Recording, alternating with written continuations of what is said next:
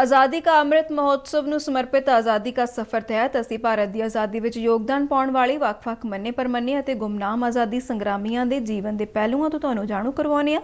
ਇਸ ਤੋਂ ਇਲਾਵਾ ਆਜ਼ਾਦੀ ਦੇ ਸੰਘਰਸ਼ ਨਾਲ ਜੁੜੀਆਂ ਹੋਰ ਗਤੀਵਿਧੀਆਂ ਬਾਰੇ ਵੀ ਦੱਸਦੇ ਹਾਂ। ਅੱਜ ਦੀ ਕੜੀ ਵਿੱਚ ਅਸੀਂ ਤੁਹਾਨੂੰ ਈਸਟ ਇੰਡੀਆ ਕੰਪਨੀ ਅਤੇ ਸੁਰਿੰਦਰਨਾਥ ਬੈਨਰਜੀ ਬਾਰੇ ਜਾਣਕਾਰੀ ਦੇ ਰਹੇ ਹਾਂ। ਪੇਸ਼ ਹੈ ਇੱਕ ਰਿਪੋਰਟ।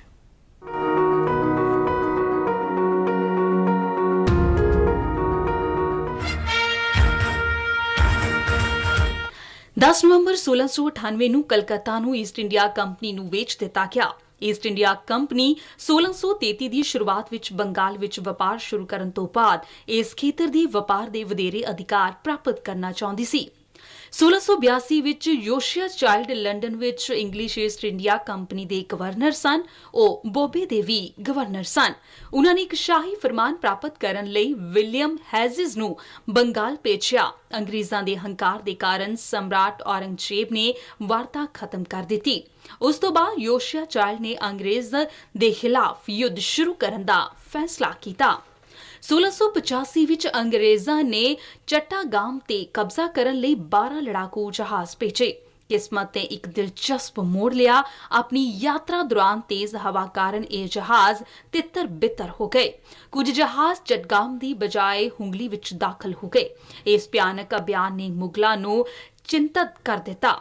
ਮੁਗਲ ਫੌਜ ਨੇ ਵਾਰਤਾ ਦੀ ਪੇਸ਼ਕਸ਼ ਕੀਤੀ, ਪਰੰਤੂ ਬਦਲੇ ਵਿੱਚ ਅੰਗਰੇਜ਼ਾਂ ਨੇ ਆਪਣੇ ਬੇੜੇ ਨੂੰ ਮਜ਼ਬੂਤ ਕੀਤਾ ਅਤੇ ਬਾਲੇਸ਼ਰ ਦੇ ਬੰਬਾਰੀ ਸ਼ੁਰੂ ਕਰ ਦਿੱਤੀ। ਇਸ ਤੋਂ ਬਾਅਦ ਸਮਰਾਟ ਔਰੰਗਜ਼ੇਬ ਨੇ ਬ੍ਰਿਟਿਸ਼ ਸੰਪਤੀ ਦੇ ਪੂਰਨ ਵਿਨਾਸ਼ ਲਈ ਆਦੇਸ਼ ਜਾਰੀ ਕੀਤਾ। 1699 ਵਿੱਚ ਇੱਕ ਸਾਲ ਦੇ ਵਿਰੋਧ ਦੇ ਬਾਅਦ ਅੰਗਰੇਜ਼ਾਂ ਨੇ ਆਤਮ ਸਮਰਪਣ ਕਰ ਦਿੱਤਾ। ਉਹਨਾਂ ਨੇ ਅਪਮਾਨ ਦਾ ਘੁੱਟ ਪੀ ਕੇ ਮੁਆਫੀ ਮੰਗਣ ਲਈ ਔਰੰਗਜ਼ੇਬ ਦੇ ਖੇਮੇ ਵਿੱਚ ਦੂਤ ਭੇਜੇ। ਇਸ ਦੇ ਫਲਸਰੂਪ ਕੰਪਨੀ ਨੇ ਆਪਣੇ ਕਾਰਖਾਨੇ ਨੂੰ ਹੁੰਗਲੀ ਨਦੀ ਤੋਂ ਲਗਭਗ 20 ਮੀਲ ਹੇਠਾਂ ਸੁਤਾਨਾਤੀ ਵਿੱਚ ਤਬਦੀਲ ਕਰ ਦਿੱਤਾ। ਹੌਲੀ-ਹੌਲੀ ਇਹ ਉਪਨਿਵੇਸ਼ ਕਾਲੀਕਾਤਾ ਅਤੇ ਗੋਬਿੰਦਪੁਰ ਤੱਕ ਫੈਲ ਗਿਆ। ਕਾਲੀਕਾਤਾ ਬੰਗਾਲ ਵਿੱਚ ਈਸਟ ਇੰਡੀਆ ਕੰਪਨੀ ਦਾ ਮੁੱਖ ਦਫ਼ਤਰ ਬਣ ਗਿਆ। ਅੰਗਰੇਜ਼ਾਂ ਨੇ ਕਾਲੀਕਾਤਾ ਦਾ ਨਾਂ ਬਦਲ ਕੇ ਕਲਕੱਤਾ ਕਰ ਦਿੱਤਾ। 10 ਨਵੰਬਰ 1698 ਨੂੰ ਕੰਪਨੀ ਨੇ ਅਸਲ ਵਿੱਚ ਸੁਤਾਨਾਤੀ, ਗੋਬਿੰਦਪੁਰ ਅਤੇ ਕਾਲੀਕਾਤਾ ਦੇ 3 ਸ਼ਹਿਰਾਂ ਨੂੰ ਖਰੀਦ ਲਿਆ। ਸ਼ਹਿਰ ਦੀ ਕਿਲੇਬੰਦੀ 1706 ਵਿੱਚ ਪੂਰੀ ਹੋਈ। ਫੋਰਟ ਵਿਲੀਅਮ ਦੇ ਨਾਂ ਨਾਲ ਜਾਣਿਆ ਜਾਣ ਵਾਲਾ ਇਹ ਉਪਨਿਵੇਸ਼ ਤੇਜ਼ੀ ਨਾਲ ਵਧਿਆ ਅਤੇ 1707 ਵਿੱਚ ਇਸ ਨੂੰ ਪ੍ਰੈਜ਼ੀਡੈਂਸੀ ਦਾ ਦਰਜਾ ਦਿੱਤਾ ਗਿਆ। ਇਸ ਤੋਂ ਬਾਅਦ ਕੋਲਕਾਤਾ ਭਾਰਤੀ ਰਾਸ਼ਟਰਵਾਦ ਦੇ ਮੋਹਰੀ ਕੇਂਦਰ ਦੇ ਰੂਪ ਵਿੱਚ ਉਭਰਿਆ।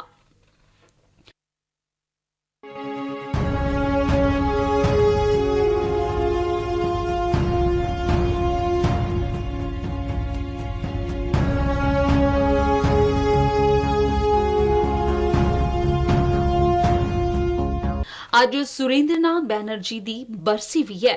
10 ਨਵੰਬਰ 1848 ਨੂੰ ਕਲਕੱਤਾ 'ਚ ਜਨਮੇ ਸੁਰਿੰਦਰਨਾਥ ਬੈਨਰਜੀ 19ਵੀਂ ਸਦੀ ਦੇ ਅੰਤ ਅਤੇ 20ਵੀਂ ਸਦੀ ਦੀ ਸ਼ੁਰੂਆਤ ਵਿੱਚ ਭਾਰਤੀ ਰਾਸ਼ਟਰਵਾਦ ਦੇ ਪ੍ਰਮੁੱਖ ਪ੍ਰੇਰਕਾਂ ਵਿੱਚੋਂ ਇੱਕ ਸਨ। ਉਹ ਉਦਾਰਵਾਦੀ ਤਰੀਕਿਆਂ ਵਿੱਚ ਵਿਸ਼ਵਾਸ ਰੱਖਦੇ ਸਨ ਅਤੇ ਸੰਵਿਧਾਨ ਦੇ ਤਹਿਤ ਸੰਵਿਧਾਨਿਕ ਉਦੇਸ਼ਾਂ ਪ੍ਰਾਪਤ ਕਰਨ ਦੇ ਲਈ ਪੂਰੀ ਤਰ੍ਹਾਂ ਵਚਨਬੱਧ ਸਨ। ਸੁਰਿੰਦਰਨਾਥ ਬੈਨਰਜੀ ਭਾਰਤ ਵਿੱਚ ਆਪਣੀ ਸ਼ੁਰੂਆਤ ਸਿੱਖਿਆ ਪੂਰੀ ਕਰਨ ਤੋਂ ਬਾਅਦ ਲੰਡਨ ਚਲੇ ਗਏ। ਉਹ ਭਾਰਤੀ ਸਿਵਲ ਸੇਵਾ ਪ੍ਰਤੀਯੋਗੀ ਪ੍ਰੀਖਿਆ ਵਿੱਚ ਸਫਲ ਹੋਣ ਵਾਲੇ ਦੂਜੇ ਭਾਰਤੀ ਬਣੇ। ਉਹਨਾਂ ਦੀ ਗ੍ਰਹਿ ਭੂਮੀ ਸਿਲਹਟ ਵਿੱਚ ਨਿਯੁਕਤ ਕੀਤਾ ਗਿਆ। ਹਾਲਾਂਕਿ 1874 ਵਿੱਚ ਉਹਨਾਂ ਨੇ ਇੱਕ ਛੋਟੀ ਜਿਹੀ ਤੇ ਜ਼ਾਹਰ ਤੌਰ ਤੇ ਅਣਜਾਣੀ ਵਿੱਚ ਹੋਈ ਪ੍ਰਕਿਰਿਆਤਮਕ ਤਰੁੱਟੀ ਲਈ ਬਰਖਾਸਤ ਕਰ ਦਿੱਤਾ ਗਿਆ। ਬੈਨਰਜੀ ਨੇ ਮਹਿਸੂਸ ਕੀਤਾ ਕਿ ਉਹਨਾਂ ਨਾਲ ਭੇਦਭਾਵ ਕੀਤਾ ਗਿਆ ਹੈ ਕਿਉਂਕਿ ਉਹ ਭਾਰਤੀ ਨੇ। 1875 ਵਿੱਚ ਕਲਕੱਤਾ ਵਾਪਸ ਆਉਣ ਤੇ ਉਹਨਾਂ ਨੇ ਭਾਰਤੀਆਂ ਨੂੰ ਸੰਗਠਿਤ ਕਰਨ ਅਤੇ ਉਹਨਾਂ ਦੇ ਅਧਿਕਾਰੀਆਂ ਦੀ ਰੱਖਿਆ ਲਈ ਰਾਜਨੀਤੀ ਵਿੱਚ ਕਦਮ ਰੱਖਿਆ। ਇਸ ਦਿਸ਼ਾ ਵਿੱਚ ਅੱਗੇ ਵਧਣ ਲਈ ਉਹਨਾਂ ਨੇ 1876 ਵਿੱਚ ਇੰਡੀਅਨ ਐਸੋਸੀਏਸ਼ਨ ਦੀ ਸਥਾਪਨਾ ਕੀਤੀ। ਇਸ ਨੇ ਭਾਰਤ ਵਿੱਚ ਰਾਜਨੀਤਕ ਏਕਤਾ ਦੀ ਨਵੀਂ ਜਾਗਰਿਤ ਭਾਵਨਾ ਦੀ ਵਧੇਰੇ ਵਿਹਾਰਕ ਪੇਸ਼ਕਸ਼ ਲਈ ਮੰਚ ਤਿਆਰ ਕੀਤਾ। ਇੰਡੀਅਨ ਐਸੋਸੀਏਸ਼ਨ ਦਾ ਪਹਿਲਾ ਸੈਸ਼ਨ ਦਸੰਬਰ 1883 ਵਿੱਚ ਕਲਕੱਤਾ ਵਿੱਚ ਆਯੋਜਿਤ ਕੀਤਾ ਗਿਆ। ਇਸ ਸੈਸ਼ਨ ਵਿੱਚ ਭਾਰਤ ਦੇ ਵੱਖ-ਵੱਖ ਹਿੱਸਿਆਂ ਤੋਂ 100 ਤੋਂ ਵੱਧ ਪ੍ਰਤੀਨਿਧਾਂ ਨੇ ਹਿੱਸਾ ਲਿਆ। ਬੈਨਰਜੀ 37 ਸਾਲਾਂ ਤੱਕ ਅਧਿਆਪਨ ਵਿੱਚ ਸਰਗਰਮ ਰਹੇ ਅਤੇ ਇਸ ਨੂੰ ਆਪਣਾ ਮੁੱਖ ਪੇਸ਼ਾ ਮੰਨਦੇ ਸਨ। ਹਾਲਾਂਕਿ ਉਹ ਰਾਜਨੀਤਿਕ ਗਤੀਵਿਧੀਆਂ ਵਿੱਚ ਵੀ ਭਾਗ ਲੈਂਦੇ ਰਹੇ।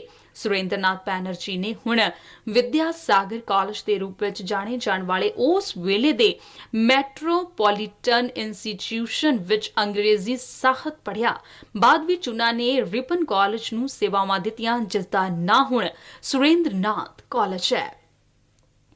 1878 ਵਿੱਚ ਉਹ ਅੰਗਰੇਜ਼ੀ ਭਾਸ਼ਾ ਦੀ ਇੱਕ ਸਮਾਚਾਰ ਪੱਤਰ ਬੰਗਾਲੀ ਦੇ ਮਾਰਗ ਬਣੇ। ਉਹਨਾਂ ਨੇ ਇਸ ਦੇ ਮਾਧਿਅਮ ਨਾਲ ਲਗਭਗ ਅੱਧੀ ਸਦੀ ਤੱਕ ਉਦਾਰਵਾਦੀ ਵਿਚਾਰਾਂ ਦਾ ਸਮਰਥਨ ਕੀਤਾ। ਸੁਰੇਂਦਰਨਾਥ ਬੈਨਰਜੀ ਨੇ 1885 ਵਿੱਚ ਭਾਰਤੀ ਰਾਸ਼ਟਰੀ ਕਾਂਗਰਸ ਦੀ ਸਥਾਪਨਾ ਦੇ ਸਮੇਂ ਵਿੱਚ ਵੀ ਵੱਡੀ ਭੂਮਿਕਾ ਨਿਭਾਈ। ਉਹ 1894 ਅਤੇ 1902 ਵਿੱਚ ਭਾਰਤੀ ਰਾਸ਼ਟਰੀ ਕਾਂਗਰਸ ਦੇ ਪ੍ਰਧਾਨ ਸਨ। ਸੁਰੇਂਦਰਨਾਥ ਬੈਨਰਜੀ ਰਾਜਨੀਤਿਕ ਅੰਦੋਲਨ, ਬੈਠਕਾਂ, ਪਟੀਸ਼ਨਾਂ ਅਤੇ ਵਿਧਾਨਕ ਕਾਰਵਾਈ ਦੇ ਤਰੀਕਿਆਂ ਵਿੱਚ ਵਿਸ਼ਵਾਸ ਰੱਖਦੇ ਸਨ। ਅੰਗਰੇਜ਼ੀ ਭਾਸ਼ਾ ਦੇ ਉਹਨਾਂ ਦੇ ਗਿਆਨ ਅਤੇ ਇੱਕ ਬੁਲਾਰੇ ਦੇ ਰੂਪ ਵਿੱਚ ਉਹਨਾਂ ਦੀ ਕੌਸ਼ਲ ਨੇ ਉਹਨਾਂ ਨੂੰ ਇੱਕ ਸਰਵਸ਼੍ਰੇਸ਼ਟ ਬੁਲਾਰਾ ਬਣਾ ਦਿੱਤਾ। 1905 ਵਿੱਚ ਬੰਗਾਲ ਦੀ ਵੰਡ ਦੇ ਵਿਰੋਧ ਵਿੱਚ ਉਹ ਆਪਣੀ ਰਾਜਨੀਤਿਕ ਜੀਵਨ ਦੇ ਸਿਖਰ ਤੇ ਪਹੁੰਚੇ। ਇਨ੍ਹਾਂ ਵਰ੍ਹਿਆਂ ਦੌਰਾਨ ਉਹਨਾਂ ਨੂੰ ਅਕਸਰ ਬੰਗਾਲ ਦਾ ਬੇਤਾਜ ਬਾਦਸ਼ਾਹ ਕਿਹਾ ਜਾਂਦਾ ਸੀ। 1921 ਵਿੱਚ ਸੁਰੇਂਦਰਨਾਥ ਬੰਗਾਲ ਦੀ ਸੁਧਾਰਥ ਵਿਧਾਨ ਪਰਿਸ਼ਦ ਲਈ ਚੁਣੇ ਗਏ। ਉਸੇ ਸਾਲ ਉਹਨਾਂ ਨੂੰ ਨਾਈਟ ਦੀ ਉਪਾਧੀ ਦਿੱਤੀ ਗਈ। ਉਹਨਾਂ ਨੇ 1921 ਤੋਂ 1924 ਤੱਕ ਸਥਾਨਿਕ ਸੁਸ਼ਾਸਨ ਮੰਤਰੀ ਦੇ ਰੂਪ ਵਿੱਚ ਕਾਰਜਭਾਰ ਸੰਭਾਲਿਆ। 1923 ਦੀਆਂ ਚੋਣਾਂ ਵਿੱਚ ਉਹਨਾਂ ਹਾਰ ਦਾ ਸਾਹਮਣਾ ਕਰਨਾ ਪਿਆ। ਸੁਰੇਂਦਰਨਾਥ ਬੈਨਰਜੀ ਨੇ 6 ਅਗਸਤ 1925 ਨੂੰ ਬੀਰਕਪੁਰ ਵਿੱਚ ਅੰਤ ਸਾਹ ਲਿਆ। নূতন কিরণ ছড়িয়ে